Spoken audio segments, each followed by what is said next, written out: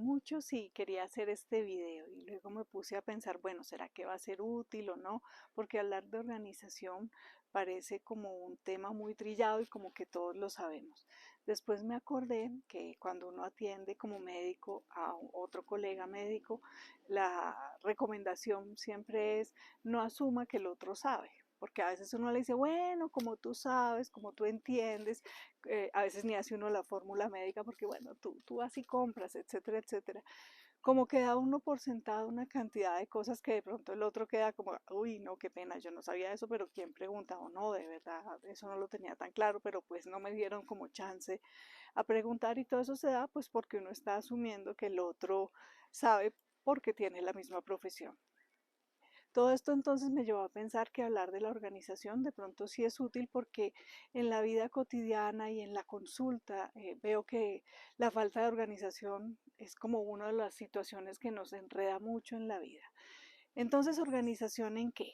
En organización, primero como en nuestro mundo más cercano, nuestro espacio pequeño, el que nos rodea, nuestro escritorio, nuestra habitación, porque a veces tenemos todo tan refundido que nos puede complicar la vida y que no nos facilita como la posibilidad de enfocarnos y de funcionar mucho mejor. Organización con el tiempo, porque a veces no tenemos como la forma de priorizar y como cuando uno le dice a las personas, mira, lleva una agenda o en tu celular como que organiza un horario o pone un tablerito con las tareas, eso tan sencillo para muchos se vuelve como, uy, la idea y el gran bombillito de ver si esto se puede hacer.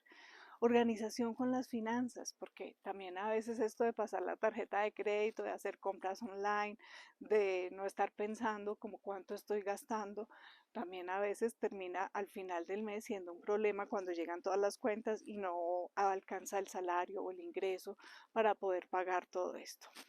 Organización con todo lo que tiene que ver con nuestros pensamientos, como con la forma en que queremos llevar el día, llevar nuestras metas y llevar nuestra vida.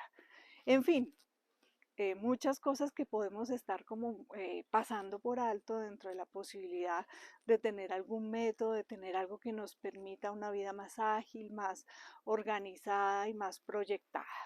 Entonces, pues pongámosle cuidado a todo el proceso de la organización, a qué herramientas podemos tener que nos faciliten más la vida y que nos agilicen muchas cosas.